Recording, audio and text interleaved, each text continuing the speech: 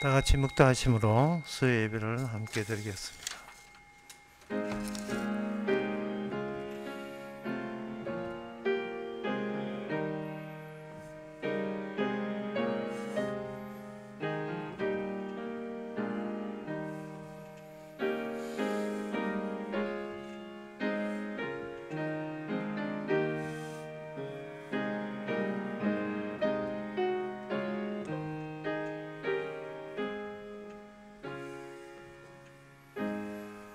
야곱의 하나님으로 자기 도움을 삼으며 여호와 자기 하나님께 그 소망을 두는 자는 복이 있도다. 하나님이 세상을 향하여 소망 두지 않게 하옵소서. 사람에게 의지하지 않게 해주시고 아브라함의 하나님, 이삭의 하나님, 야곱의 하나님께 소망을 두고 하나님을 바라보면서 함께 살아가는 저희들 되게 하옵소서. 예수님 이름으로 기도합나이다. 아멘. 찬송가 491장 합시다.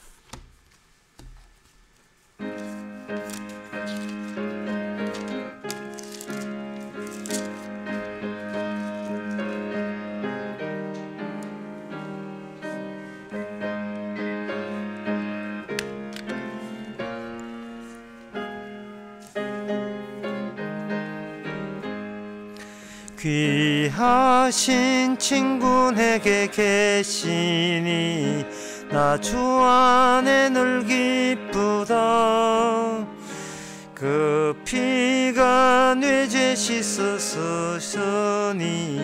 나 주 안에 늘 기쁘다. 나 주 안에 늘 기쁘다. 나 주 안에 늘 기쁘다. 주 나와 늘 동행하시니 나 주 안에 늘 기쁘다. 주 내 짐 대신 지시었으니 나 주 안에 늘 기쁘다.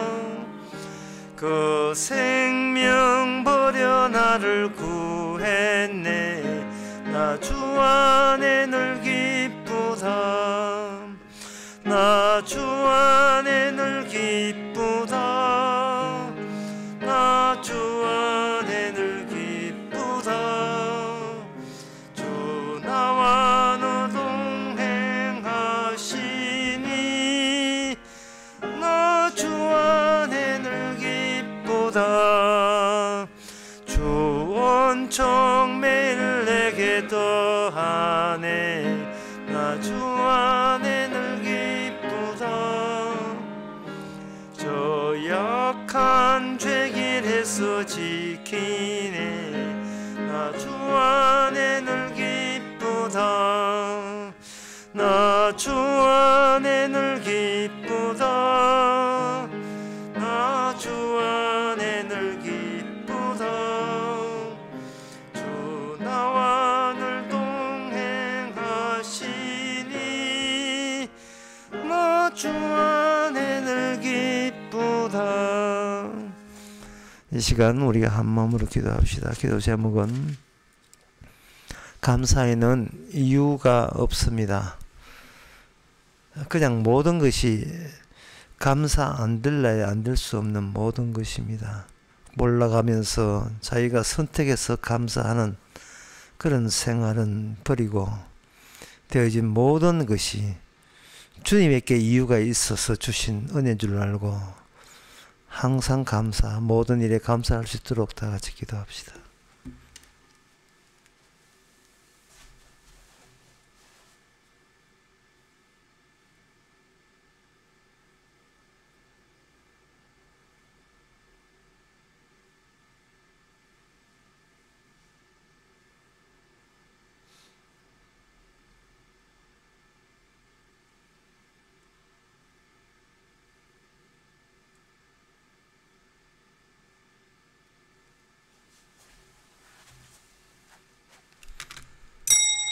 하나님 아버지, 감사를 훼손할 그 어떤 경우도 없음을 깨닫게 하여 주시옵소서. 감사 안 할 이유가 전혀 없음을 저희들이 세상을 넓게 보면서 발견하게 하여 주시옵소서. 예수님의 이름으로 기도합나이다. 아멘.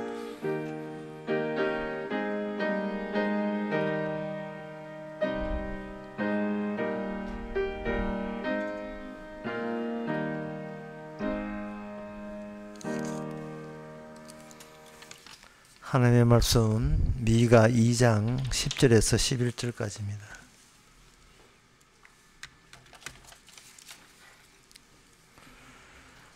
이것이 너희의 쉴 곳이 아니니 일어나 떠날지어다. 이는 그것이 이미 더러워졌음이라. 그런즉 반드시 멸하리니 그 멸망이 크리라.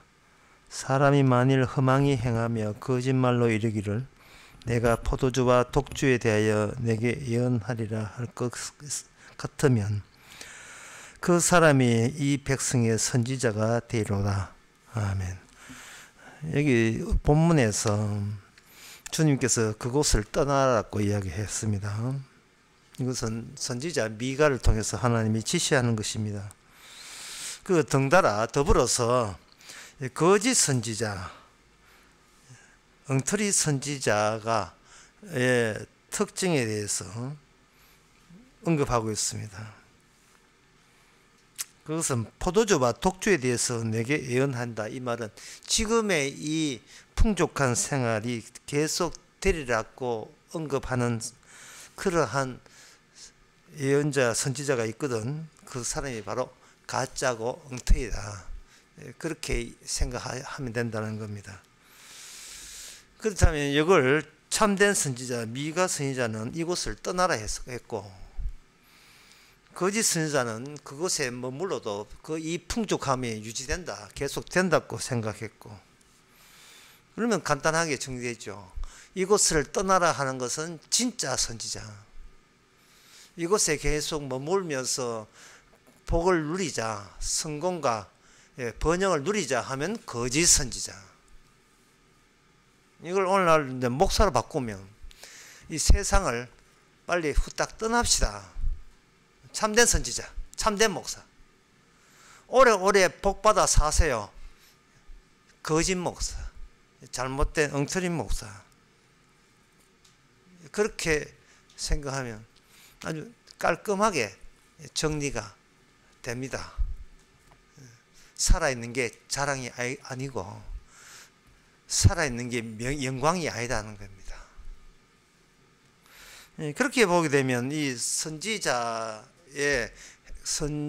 내용이 무엇과 관련되어 있는가? 장소와 관련되어 있고 자리와 관련되어 있다는 사실을 정리할 수 있습니다. 지금 이 본문 이 하나 가지고 이 선지자의 내용이 장소와 자리와 관련되어 있다라고 이렇게 제가 언급하는 건 아닙니다. 에레미야에 보게 되면 이 거짓 선지자들에 대해서 상당히 많이 길게 여러 군데서 말씀하고 있습니다. 에레미야 23장 16절에 보면 만군의 여호와께서 이같이 말씀하시되 너희의 예언하는 선지자들 말을 듣지 말라. 그들은 너희에게 헛된 것을 가르치나니 그들의 말한 묵시는 자기 마음에 나온 것이고 여호와 입에서 나온 것이 아니라. 여호와 입에서 나온 것이 아닌 이 선지자들, 그 선지자 중에서 에레미야 26장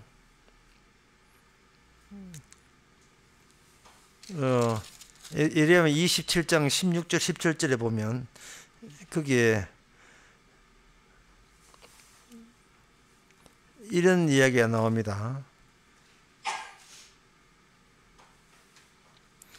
내가 또 제사장과 그 모든 백성에게 고하여 가로되 여호와께서 이같이 말씀하시다. 여호와 집 기구를 이제 바벨론에서 속히 돌아오리라 하고 너에게 예언한 선지자는 말을 듣지 말라. 그들은 거짓을 예언함이라. 무슨 이야기냐면은 우리가 약속의 땅을 떠나서 바벨론의 남은 나라에 다시 포로 잡혀가는 것은 그거는 일시적인 일이니까 곧 희망을 가지고 돌아올 수 있다는 희망을 가지세요. 이렇게 하거든.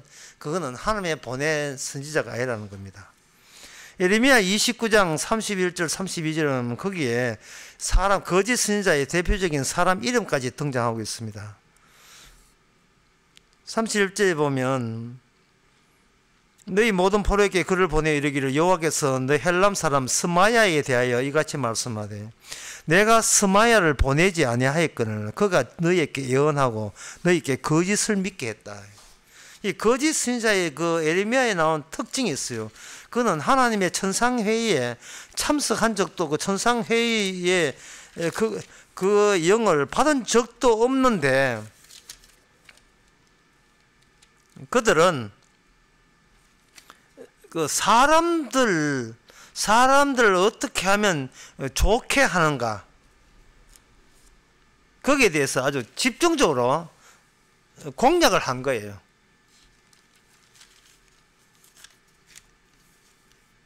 예레미야 23장에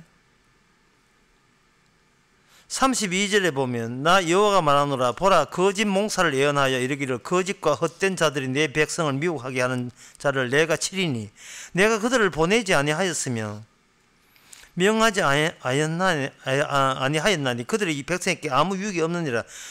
그러니까 예레미야를 통해서 하나님께서 그 예언자를 에레미야를 보냈는데 이상하게 진짜 예언자 에레미야 하나님의 천상회에 참석했던 하나님의 성신을 받아서 했던 그 예언자 옆에는 뭐가 그렇게 꼬이느냐 하면 거짓 선지자들이 그렇게 꼬이는 거예요.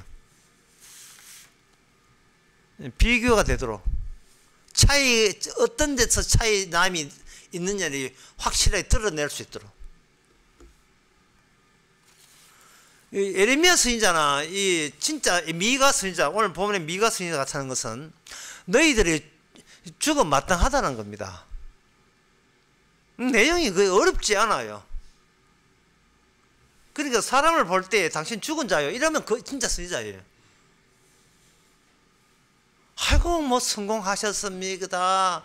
아이고 국회의원 보좌관 되셨네요. 뭐 이래 나오면 그거는 전부 다 거짓 선지자들이에요. 아무 의미 뭐 좋은 대학 서울대학 나왔습니까? 뭐 어떻게 하나님의 선지자는 그런 거 보지 않습니다. 예수님이 어느 대학 나왔어요? 진짜 묻고 싶어요. 예수님이 수능 몇 점 받았습니까? 예수님이 연금 얼마 타는데요? 예수님이 어려보면 얼마 내죠? 차 몇 대 갖고 있습니까? 누가복음 9장에서 예수님은 인자는 머리 둘 것도 없다 했습니다. 여우보다도 못하고 새보다도 못한 처지고 신세입니다. 아무도 갈 수 없는 그곳으로 가시기 위해서 이 땅에 오셨어요. 그 예수님만이 살아있는 인간입니다. 참된 인간이에요. 나머지는 죽은 인간입니다. 그래서 선지자가 이야기할 때 너희들이 다른 나라 갔으면 마치 네가 살아있는 사람 그들과 같이 동급으로 너도 살아있고 나도 살아있다 이렇게 우리는 아무 문제 없다 이래 되지만 약속의 땅 하나님이 계시는 약속의 땅에 딱 있을 때에 주님께서 나가 이래 나가 너는 죽은 자야 나가 같이 살 수 없어. 주님이 계시는 그 약속의 땅에 갔을 때 자기의 본 모습이 드러나는 거예요. 내가 얼마나 성공하느냐 출세하느냐 그 문제 아니고 근원적으로 내가 하나님 보시기에 내가 지금 살아있는지 아니면 죽은 인간인지를 하나님의 약속의 땅에서 그것을 분명히 알 수가 있어요. 그 약속의 땅에 있던 사람들의 그 집단을 뭐랄까 이스라엘이라고 하는 거예요. 이스라엘. 인간이 무엇인가를 보여주기 위해서 택함을 받아 적이 있던 사람들. 이스라엘. 세상 사람들은 이방 나라들은 그저 자기 서로가 서로의 얼굴을 보면서 서로 격려하고 위로하는데 급급했지만 이스라엘은 그들 가운데 하나님이 계시기 때문에 하나님이 그들을 똑바로 제대로 그들의 본 모습을 알려줍니다. 선지자를 통해서. 하나님의 율법을 위반했기 때문에 너희는 죽은 자다. 그냥 죽은 자도 아니라 다 이유가 있어요. 하나님의 법을 위반했기 때문에 죽은 자가 돼. 그렇다면 여기 선지자를, 그러면 선지자를 보낼 필요가 없죠. 선지자 안 보내도 그들은 죽었으니까 굳이 이방 민족도 죽었고 이스라엘 죽었고 선지자를 보낼 필요가 없는데 선지자를 보낸 이유가 있어요. 죽은 자라고 하는 그 이야기가 그들을 살려내는 겁니다. 이걸 죽은 자는 오직 어떻게 사느냐? 말씀으로만 살 수 있어요. 말씀이 없으면 그들은 살 수가 없습니다. 하나님의 말씀이 그들을 생명 살리는 양식이 되는 겁니다. 그러니까 너희들이 죽었다는 그 자체가 미가에 보면 그게 말씀에 포함되는 내용이에요. 너희들은 죽었다. 쉽게 말해서 너희는 죽었다부터 시작하자. 우리 죽었다부터 시작하자. 잘났다부터 시작하지 말자. 우리는 이미 죽었다.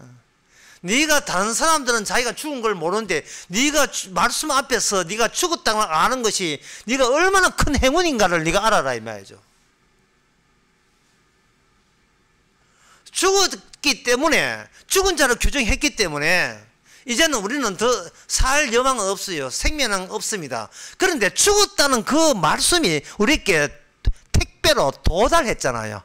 도착했으면 죽었다는 그 말씀 안에 뭐가 들어있냐 하면 죽은 우리를 살리는 그 내용이 들어있는 거예요. 그것 때문에 선지자를 보낸 겁니다. 그래서 에레미야 선지자 자신을 보고 너희들은 나가, 죽은 자니까 이방 나라 포로 잡혀가, 바벨론 가 라고 명령하는 에레미야 선지자에게 그들은 고마워할 줄 알아야 됩니다. 감사할 줄 알아야 돼요. 왜냐하면 포로 잡혀가 다시 노예 생활을 해 라는 그 말씀이, 비록 포로 잡혀가는 나라에 있더라도 그 포로 잡혀가라고 하는 그 말씀이 그들을 하여금 생명을 주는 말씀이기 때문에 그렇습니다. 비록 포로 잡혀가더라도 생명을 제공하는 거예요. 그럼 그 말씀 안에 뭐가 들어있느냐? 말씀 안에 하나님의 기억이 들어있습니다. 하나님의 기억이라는 말은 이런 뜻이에요. 과거 인간이 현재를 살 때는 그냥 현재를 사는 것이 아니고 과거에 있는 사실을 재범주화하면서 그걸 현재로 구성하면서 살아가고 있는 겁니다. 인간은, 모든 인간 그래요. 그게 기억이에요. 기억은 과거 없으면 기억이 생성되지 않아요. 기억이라 하는 것은 과거를 다시 보기, 과거 다시 해석하기. 그게 지금이에요. 지금 현재 내 사는 방식입니다. 오늘 어디 시내 가가지고 버스 타고 오는데 급행기분을 타는데 나이가 한 80은 넘은 할머니가 자기 가는 행성지도 몰라요. 그래 주변 사람한테 묻고 운전사한테 묻고 하면서 옛날 전신전화국 앞에 내려주세요 된 거예요. 그런데 전신전화국 벌써 옮긴 지가 벌써 옛날에 옮겼어요. 근데 그러니까 어느 사람, 옛날 전신전화국요. 그래 해가지고 두정강 가시고 내리시면 됩니다. 할머니 이렇게 내려줬어요. 자, 전신전화국 하는 것은 할머니한테는 과거입니다. 근데 지금은 그 전신전화국이 이사가고 없어요. 없는데 전신전화국이 있던 그 자리를, 과거에 있던 자리 가지고 자기가 재해석한 겁니다. 재범주화 시킨 거예요. 내 삶의 범위를 그렇게 한 거예요. 이거는 인간이 70, 80, 90 죽을 때까지 계속됩니다. 죽을 때까지. 나이 60이 돼가지고 이야기한다는 것이 내가 열 몇 살 때 그때 고모 삼촌들하고 잘 지내고 잘 놀고 그때 날 이뻐했다. 그 이야기 하면서 60대 중반을 보내고 있어요. 내 동생이.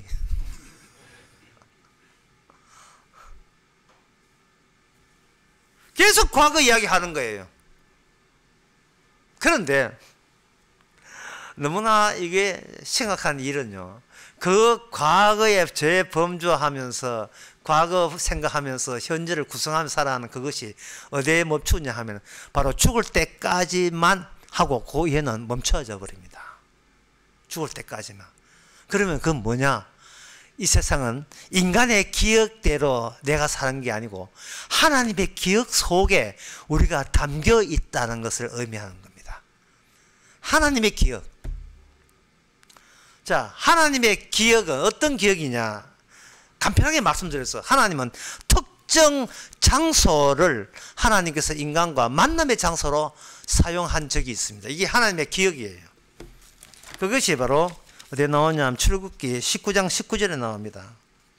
거기에 보면 시내산에 나오는데 19장, 예. 그 시내산에서 하나님은 모세와 만났습니다.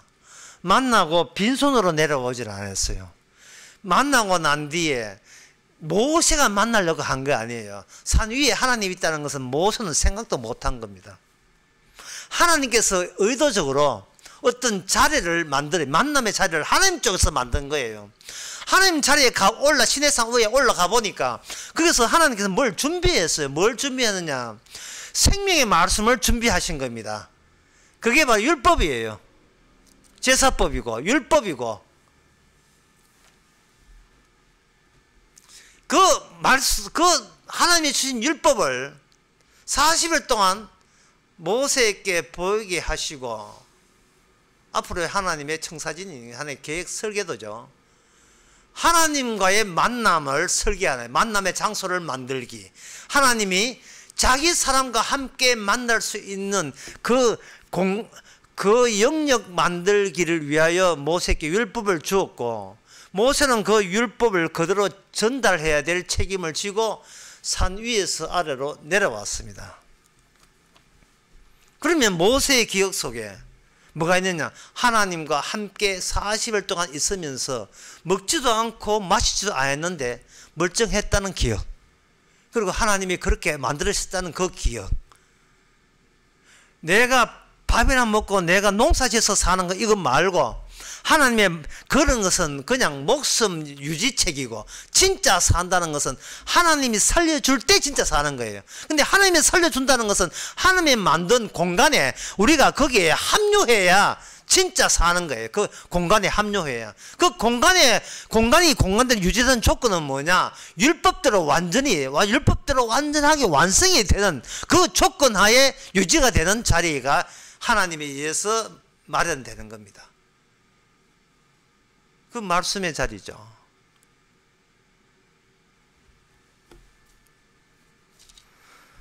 근데 그 공간이 산에서 여러분 아시다시피 내려왔을 때 그들은 그 하나님의 그 계약, 십계명 계약에 보면 다른 신을 섬기지 말라 했는데 그들은 이미 다른 신을 섬기고 있었어요. 이게 뭘 뜻하느냐 하면은 이스라엘 백성들이 하나님의 계명을 미리 보고 우상을 섬긴 게 아니라 그들은 그냥 자연스럽게 우상을 섬겼고, 이 하나님 섬긴 자기가 나름대로 여호와 섬기는 이것이 우상이라는 것은 어느 쪽에서만 아는 이야기냐 하면은 하나님 쪽에서만 아는 이야기고, 거기에 십계명을 들고 왔던 십계명 내용을 미리 보았던 모세나 아는 이야기지 백성들은 모르는 이야기예요. 그렇다면 뭔가 계약을 할 때는 계약서를 상방안에 다 봐야 계약이 되는데, 이거는 한쪽에 계약서 알려주지도 않고 뭐 계약서부터 뭐 조중에 막 성급하게 성질 급하게 딱 찢듯이 돌판을 깨버린 거예요. 너희들은 하나님의 뜻을 어겼다고, 우상식이었다고 모세 쪽에서 일방적으로 치고 들어온 겁니다. 아론과 백성들은 황당한 거예요. 뭐 어쨌다고. 마치 오늘날 이 세상의 모든 인간들이 십자가 복음하면서 우리가 뭐 어쨌는데, 직장 되고 애 키우고 잘 사는데 뭐 이게 왜 죄냐? 똑같은 거예요.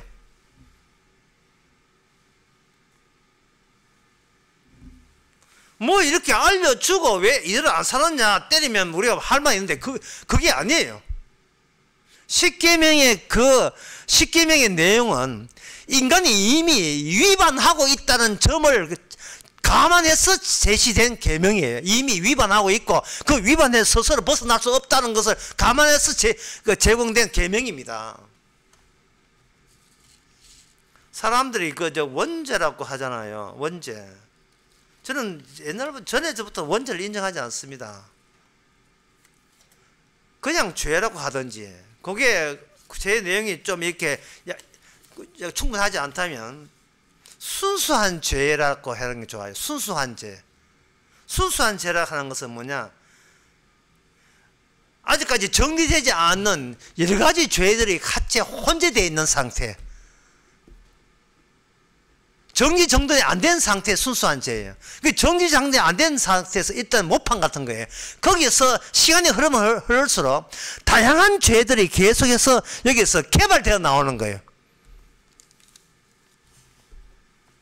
저는 그걸 순수한 죄라는 명칭을 붙이고 싶습니다.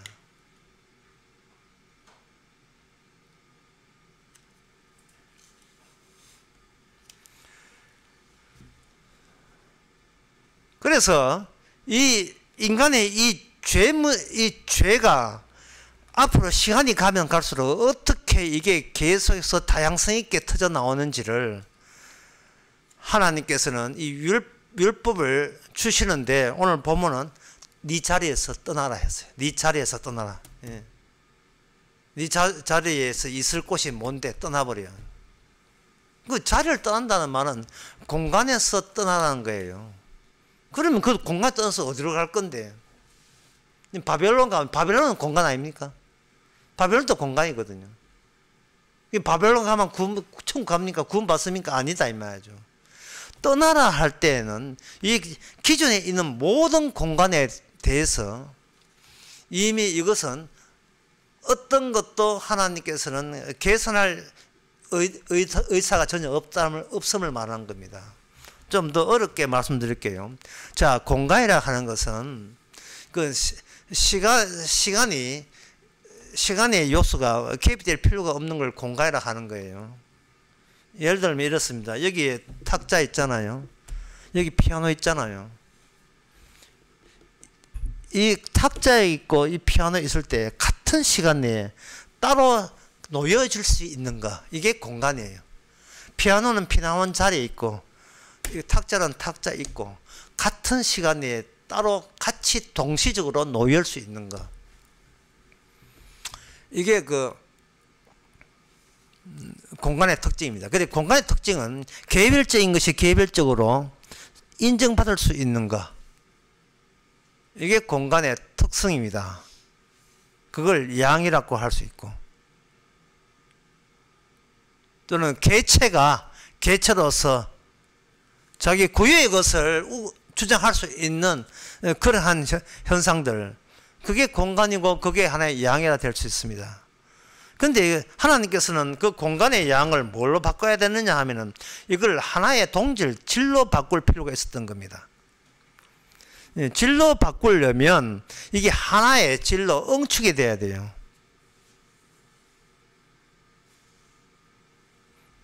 예를 들면 사람이 일기를 쓴다. 사람이 일기를 쓰는 것은 이 누굴 위해 일기를 쓰냐면 자기 자신을 위해서 일기를 쓰거든요. 그런데 하나님 보시기에 개체라 하는 것은 어디와 연결되어 있냐 하면 총체적인 전체와 연결된 개체예요. 개체가 독단적으로 같이 여기 있는 그런 개체는 없다 이 말이죠. 과학적으로 말해서 지구가 홀로 있는 것이 아니고 달에 가까이 있는 달의 인력에 의해서 조수 간만의 차이가 나는 것처럼 우주의 모든 것은 서로 영향을 주고 영향을 받게 돼 있어요. 이걸 뉴턴은 만유인력이라고 표현한 겁니다. 전 우주는 중력 만유인력의 법칙에서 하나로 묶어져 있다고 본 거예요. 참 그걸 수학적으로 표현이 가능한 그런 질서로서 뉴턴이 발견했으니까 대단한 발견이죠. 그런데 이러한 발견을 했지만 그걸 이제 문장으로 풀어주면 개인은 홀로 있지 않고 전체와 관련된 채 개인이다. 그러면 개체가 오다 보니까 전체가 보이지 않잖아요. 그럼 전체가 뭔데? 전체가 어떻게 나타나는데? 그걸 알기 위해서는 개체를 질로 바꿔야 돼요. 이게 하나의 응축이 돼야 됩니다.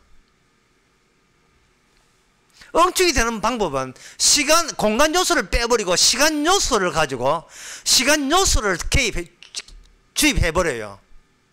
시간 요소를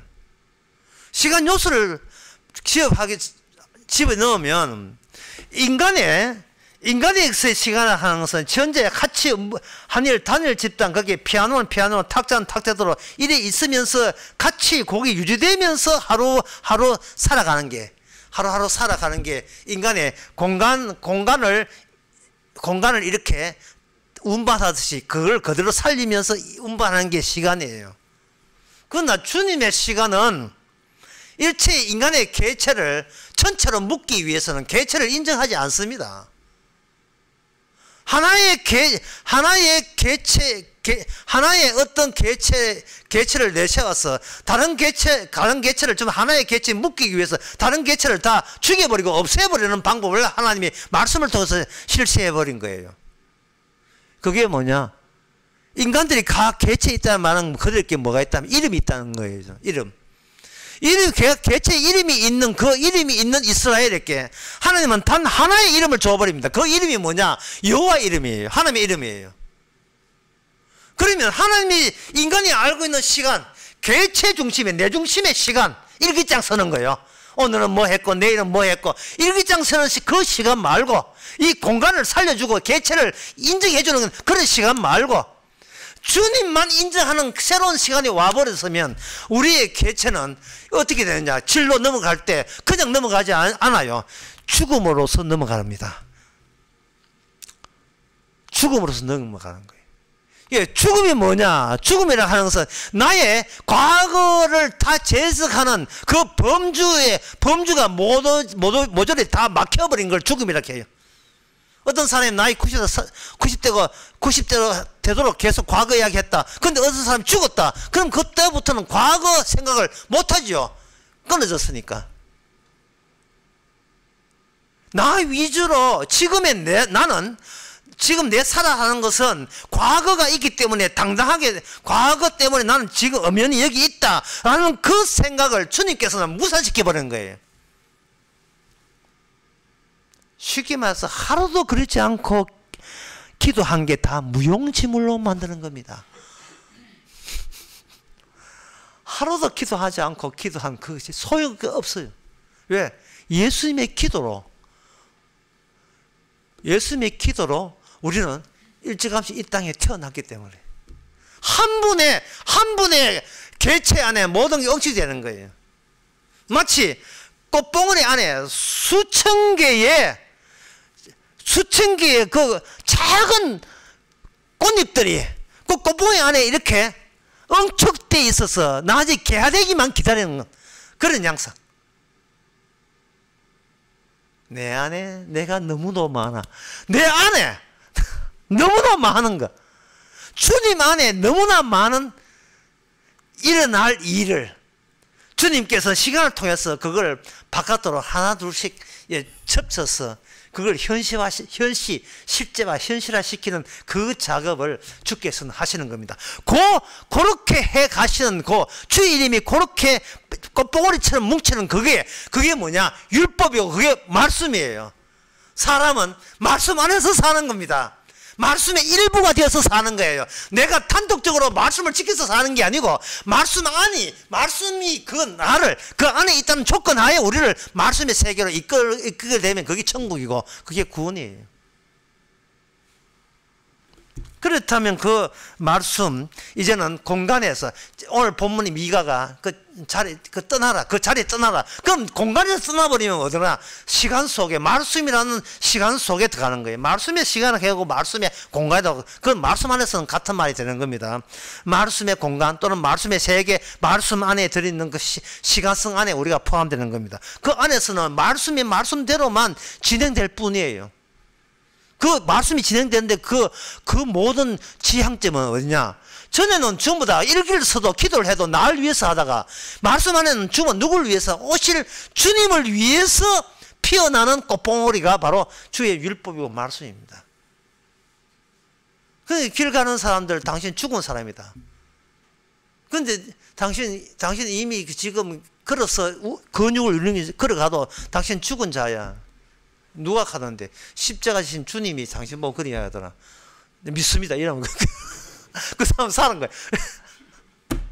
그 사람 더 이상 자기를 위한 과거 재범주를 자기는 그만두기 때문에, 나를 위해서 자기의 현재를 정당화하는 일을 그만두기 때문에 그래. 그러면 그 말씀 중에서 많이 있지만 오늘 본문 같은 경우에 레위기 23장 25절을 보겠습니다. 레위기 23장 거기에 보게 되면 그 절기에 대해서 나와 있는데, 절기가 이게 7일기가 7월달 중심으로 7월달을 정상으로 보면 양쪽에, 이쪽에 7월달 되기 위해서 난 절기가 있고 7월달 후에 나온 절기가 있어요. 7월달 후에 나온 절기를 초막절, 수장절을 하고, 7월달 이전에 나오는 걸 가지고 6월절, 그 다음에 무교절, 그 초실절, 그 다음에 같은 날인데 오순절, 칠칠절, 맥추절, 같은 날이에요. 뭐 7, 7에 49나 50이나 같은 거잖아요. 오순절, 칠칠절, 맥추절 같은 날.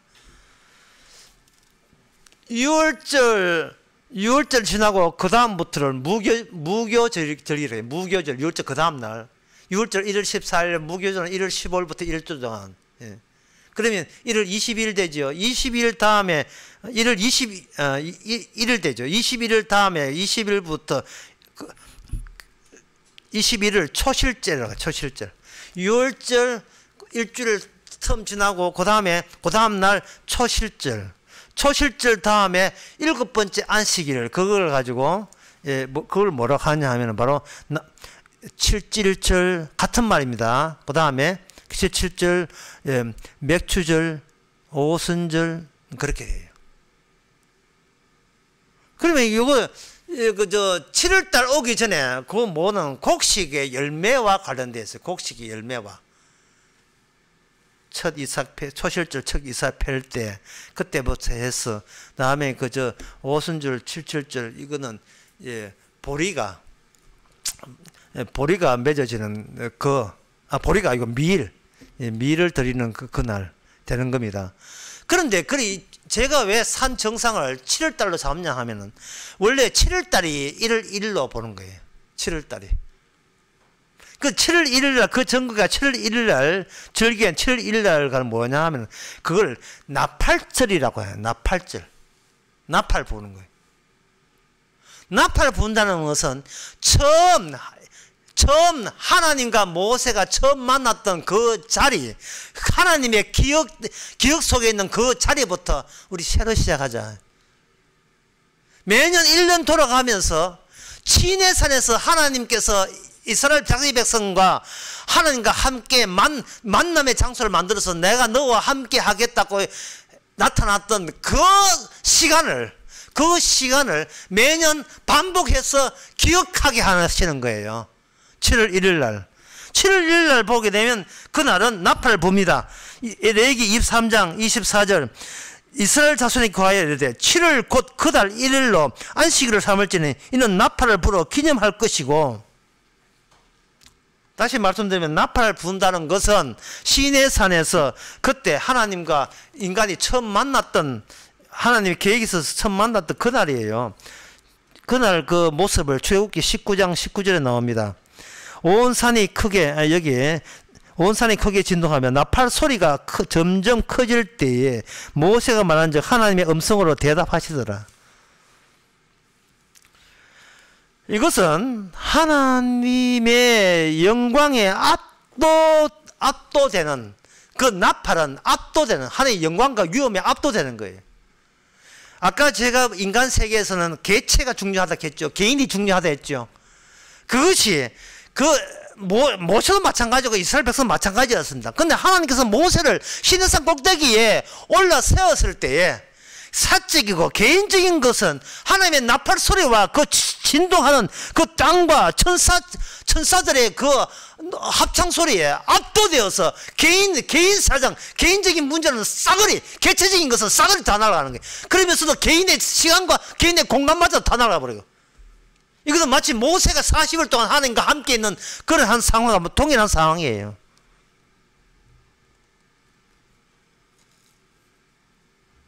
거기서 하나님의 율법이 있다는 말은 뭐냐? 율법, are you ready?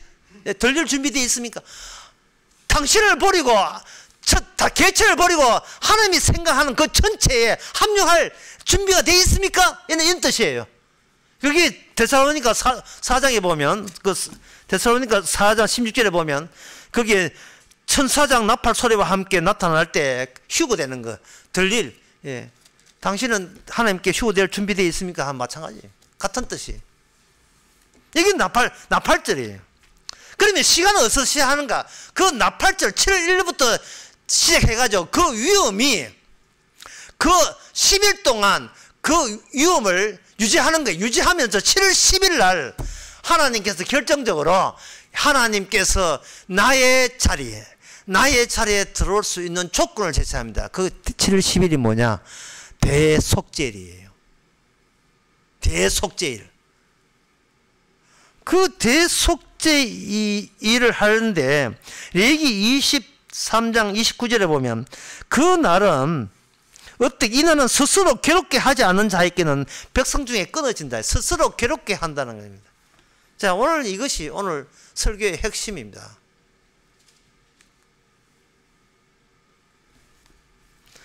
대속죄일을 맞이한다는 것은 이게 조건이거든요. 하나님의 나라에 합류하는데, 그러면 만약에 대속죄일이 없으면 가자, 시내산으로 돌아가죠. 시내산 그 장소에 다 그 2,000몇 미터인가 그 올라가자, 이렇게 할 거예요. 그러나 그렇게 백성들이 힘들게 시내산 꼭대기에 또다시 올라가는 게 아니고, 그들의 대표자를 뽑아요. 대표자가 누구냐? 대제사장이고, 대제사장이 어디로? 산 위로 올라가는 것이 아니고 성막 있는데, 성막 중에서 아무도 들어가서는 안 되는 제일 끝자리에, 제일 엄밀한 자리에, 깊숙한 자리에, 그 자리에 뭐가 있느냐 하면 천사가, 이 엎드려져 이렇게 있는 거예요. 천사가 그 언약궤 위에 천사가 이렇게 양쪽으로 있는 거예요. 언약궤 속이 궁금해요. 그럼 뚜껑을 싹 밀어봅시다. 딱 밀어가 보자 말이에요. 보니까 아론의 상당 지팡이, 그리고 만나, 그리고 깨어진 돌판을 대신한 돌판. 야, 얼른 닫읍시다. 얼른 닫고 나는데 그것은 뭐냐? 제사장이 피를 거기다가 부어야 돼요. 그거는 아무도 들을 수 없습니다. 하나님의 거기서 만나겠다는 거예요. 너무나 무서운 분이기 때문에 아론의 이거 드레스 밑에는 방울이 있어가지고, 방울이 딸랑 같은 바깥에, 살아있구나. 근데 한동안 방울이 안 옵니다. 죽었거나. 죽을 때 어떻게 끄집어내냐? 안 보고 뒤를 발가지고 이렇게 끄집어낸다고 유대인들이 그렇게 그건 자세한 건 성경에 안 나오는데 그들은 상상해가지고 이렇게 발로 뒤로 해가지고 잡아. 안 그러면 지도 죽으니까. 끄집어 간 사람도 죽으니까. 그게 하나님이 율법 안에 계시는 거예요. 율법을 만든 성막 안에 계시는 겁니다. 거기서 만약에 제사장이 무사히 피를 뿌리는데 성공하고 다시 그 지성소에서, 그 지성소인데 빠져나올 수 있다면 백성들은 환호를 불러야 되는 거예요. 왜? 자기 1년간 지은 죄는 깨끗하게 다 씻어져 가지고, 예, 빨래끝이 빨래끝, 모든 게 눈처럼 하얘져 버렸어요. 순수한 죄가 뭐로 바뀌었느냐? 순수한 의로 바뀌어버렸어. 순수한 의로. 그러면 그 바깥에 있는 그 이스라엘 백성, 제사장이 그렇게 할 때 바깥에 있는 사람은 뭘 준비해야 되느냐? 여기 23장 그 29절에 보면 스스로 괴롭게 하라는 거예요. 자, 이게 왜 중요하냐 하면, 인간은 절대로 스스로 괴롭게 할 수가 없습니다. 왜냐하면 자기의 죄가 자기의 아는 것만 죄라고 여기기 때문에 그렇습니다. 그 이유가 뭐냐면, 현재를 보면서 과거를 생각할 때, 과거 체험 중에서 자기가 현재에 필요한 것들만 골라 하다 보니까 자기가 놓쳐버리고 미처 알지 못하는 그러한 죄의 다른 요소들에 대해서 본인들은 그걸 기억하지를 못해내요. 여러분, 세상 사람들이 말하는 죄라 하는 것은요, 그냥 죄 전체를 죄라 하지 않습니다. 그 중에서 일부의 죄를 죄라고 하는 거예요. 예를 들면 이거 초등학교 때 하는 그 초등학교 때 시험 문제 낼 때 이런 게 있잖아요. 줄긋기, 1대1로 줄긋기 있잖아요. 오스트리아의 수도가 멜버른이냐 캔버라냐 뭐 이런 거. 예. 캐나다의 수도가 오타와냐 몬트리올이냐 이런 거. 문제 좀 어렵죠, 갑자기. 예. 미국의 수도가 뉴욕이냐 워싱턴 DC냐 이런 거. 줄을 잘 그어야 돼요. 뭐 일본의 수도가 오사카냐 뭐 도쿄냐 이런 거. 예. 한국의 수도가 세종시냐 서울이냐. 우리가 이렇게 하는 것은 지금 내가 제 과거를 순간적으로 재해석 만든 그 죄와 이 죄를 일대를 이게 죄라고 생각하는 거예요. 그렇게 괴롭게 만약 그걸 괴로움에 들어간다면 우리는 이 세상을 떠날 이유가 없습니다. 그래서 오늘 본문에서 미가를 통해서 이 세상을 네가 된 자를 아예 하나님이 있었다 여기는 그 약속 땅을 아예 떠나버리라 하는 말은 너희들이 할 수가 없었던 너희 스스로 괴로움을 주의 말씀으로 괴롭게 해 줄게 이런 뜻이에요. 아주 알기 쉽게 말할까요? 그만 살아라. 그만 살아. 그만 살아, 이제. 살 만큼 살았잖아. 얼마나 죄를 지었으면 죄 지은 것도 기억 못해, 니는. 네가 놓쳐버린 죄가 더 많아. 놓쳐버린 죄가 더 많다고요. 만약에 어떤 사람이, 집사님이 주식 투자를 했다. 주식 투자했는데 갑자기 주식값이 막 올랐어요. 이거 내가 주식을 회사를 잘 선택했구나. 선택한 게 아닙니다. 그 임플란트 회사 있죠. 오스람이 오스람 거기에 횡령해가지고 말아먹어가지고 그러니까 그 덕에 이제 지수가 오른 거예요. 누가 한 90%가 망해줘야 10% 내가 먹는 거예요. 세상은 그렇게 돼 있어요. 한쪽이 망해줘야 한쪽이 혜택을 입는 세상이에요. 이 세상이 물침대 올라간 거 마찬가지죠. 한쪽에 눌러줘야 한쪽이 물을 떠는 거예요. 그런데 자기는 자기가 제대로 선택 결정해서 돈 벌어서 내가 살 만큼 내 살 자격이 있기 때문에 살았다고 우기고 있습니다. 인간이 존재한다는 것 자체가 죄입니다. 존재한다는 자체가. 주님께서는 주의 말씀으로 시간을 압축해버려요. 이 시간을 압축해란 말하기 어려운데 쉽게 하면 이렇습니다. 시간이 흐른다. 그 다음에 시간은 멈춰온다. 주께서는 언제까지나 그 포니가 확 펴버리면 시간 더 이상 흐르지 않아요. 율법이 완성되면 시간이 흐르지 않습니다. 십자가 이후에 시간은 의미가 없어요. 십자가 다 이뤘기 때문에. 십자가 앞에서 내가 누구냐를 알 때에 내가 모르는 죄가 있었고 그 모르는 죄로 인하여 나는 묻지도 따지 않고 죽어 마땅한 죄인이구나 하는 걸 십자가 앞에 나타나야 아는 게 나타나야 그 십자가에서 모든 시간은 멈췄고 주님의 시간이 멈췄다면 내 시간도 십자가 앞에 멈춘 거예요. 내 시간도. 그게 뭐냐? 시간이 압축입니다.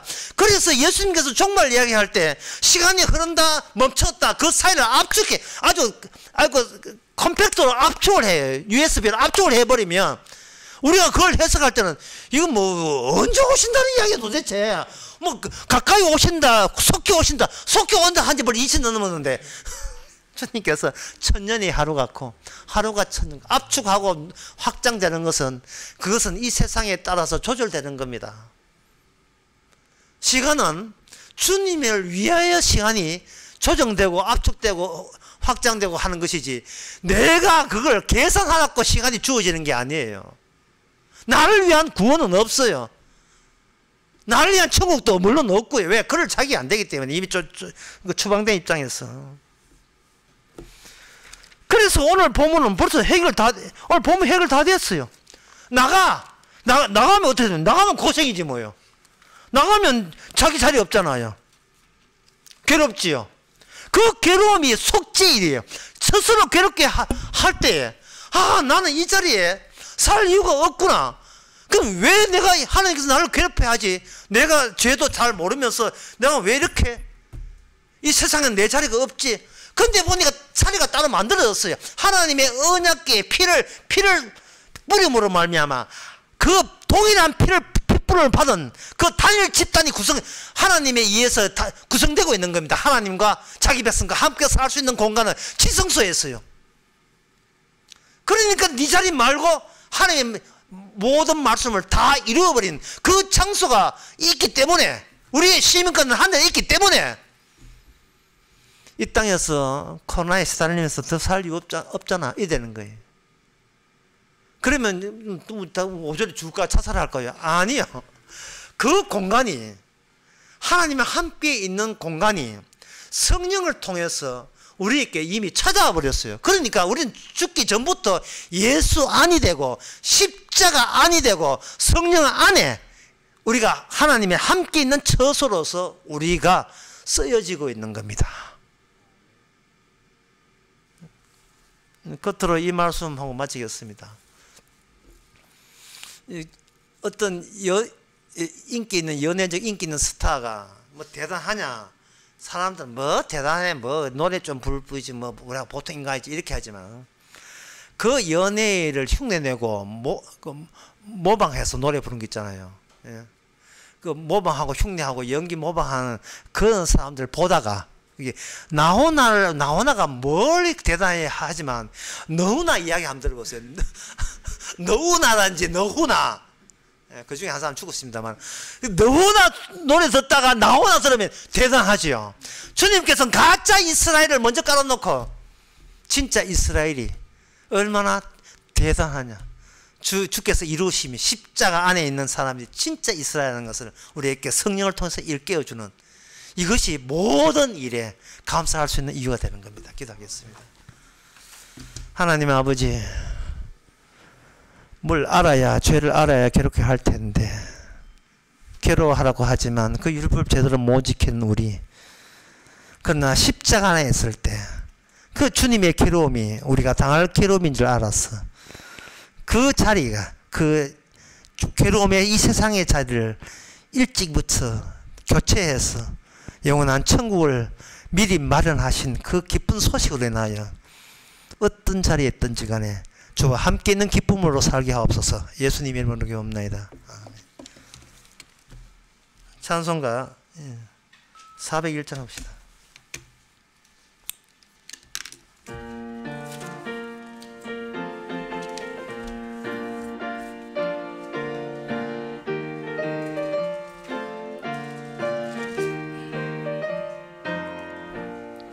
천성을 향해 가는 성도들아, 앞길에 장애인을 두려 말아라.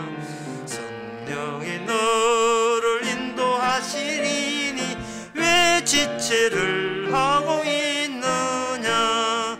앞으로 천성을 향해 나가세. 천성문만 바라고 나가세. 모든 천사 너희를 영접하려 문 앞에 기다려서 있네. 너 가는 길을 누가 비웃거든 확실한 증거를 보여주거라. 성령이 친히 감화하여 주사 저들도 참 길을 얻으리. 앞으로 천성을 향해 나가세. 천성문만 바라고 나가세. 모든 천사 너희를 영접하려 문 앞에 기다려서 있네. 너 가는 길을 모두 가기 전에 내 손에 등금을 꽂지 말아라. 저마귀 흉계 모두 깨뜨리고 끝까지 잘 싸워 이겨라. 앞으로 천성을 향해 나가세. 천성문만 바라고 나가세. 모든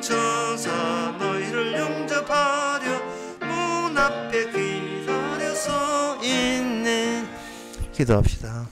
지금은 우리 주 예수 그리스도의 은혜와 하나님의 거친 사랑과 성령의 충만하심이 전에 죽었지만 주 안에서 살게 된 모습으로 세상을 보며 사는 모든 성도에게 주의 이름으로 축원하나이다.